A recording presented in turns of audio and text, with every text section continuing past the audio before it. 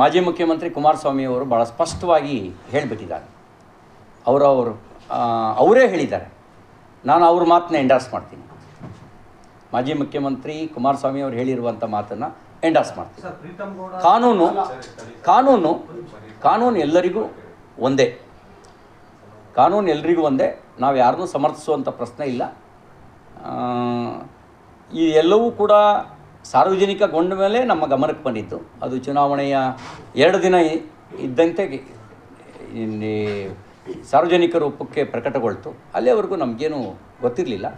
ಸತ್ಯಾಸತ್ಯತೆಯ ಬಗ್ಗೆ ಈಗಾಗಲೇ ಒಂದು SIT ರಚನೆ ಮಾಡಿದ್ದಾರೆ.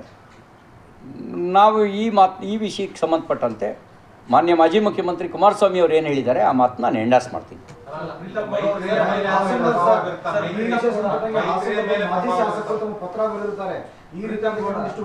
ಗಮನಕ್ಕೆ ಬಂದಿಲ್ಲ.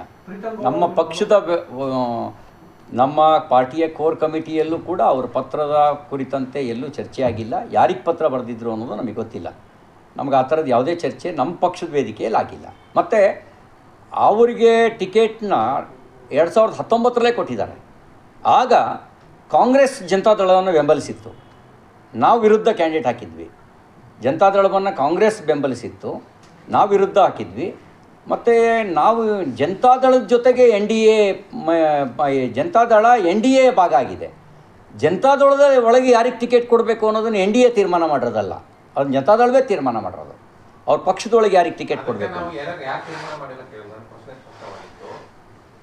ಚುನಾವಣೆಯ ಮೇಲೆ ಆ ಪ್ರಕರಣ ಪ್ರಭಾವ ಬೀರುತ್ತಾ, ಮೈತ್ರಿಯ ಮೇಲೆ ನಿಮ್ಮ ಮೈತ್ರಿಯ ಮೇಲೆ ಪ್ರಭಾವ ಬೀರುತ್ತಾ? ಇದಕ್ಕೆ ಸಂಬಂಧಪಟ್ಟಂತೆ ಈಗಾಗಲೇ ಆ ಭಾಗದ ಚುನಾವಣೆ ಮುಗಿದು ಹೋಗಿದೆ. ನಾಳೆದನ್ನು ಇವತ್ತು ನಾ ಹೆಂಗೆ ಹೇಳಲಿ ನಾನು?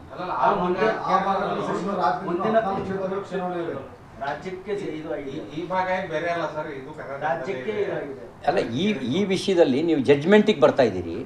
ಇನ್ನು ತನಿಖೆ ಹಂತದಲ್ಲಿದೆ.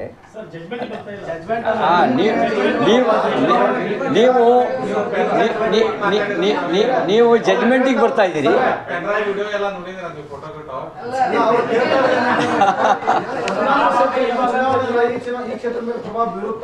ಯಾವುದು ಪೆಂಡ್ರೈವ್ ಪ್ರಕರಣ ಏನಿದೆಲ್ಲ ಈ ಭಾಗ ಅಂದ್ರೆ ಈ ಉತ್ತರ ಕರ್ನಾಟಕದಲ್ಲಿರುವಂತ ಅಂದ್ರೆ ಉತ್ತರ ಕರ್ನಾಟಕ ಕಲ್ಯಾಣ ಅಲ್ಲ, ಯಾವಾಗಲೂ ಒಳ್ಳೆಯ ಘಟನೆಗಳು ಸಕಾರಾತ್ಮಕ ಪರಿಣಾಮವನ್ನು, ಕೆಟ್ಟ ಘಟನೆಗಳು ನಕಾರಾತ್ಮಕ ಪರಿಣಾಮವನ್ನು ಬೀರ್ತವೆ. ಹಾಗಂತ ಚುನಾವಣೆ ಫಲಿತಾಂಶದ ಮೇಲೇ ವ್ಯತ್ಯಾಸ ಮಾಡ್ತವೆ ಅಂತ ಅನಿಸೋದಿಲ್ಲ. ಆದರೆ ಏನೂ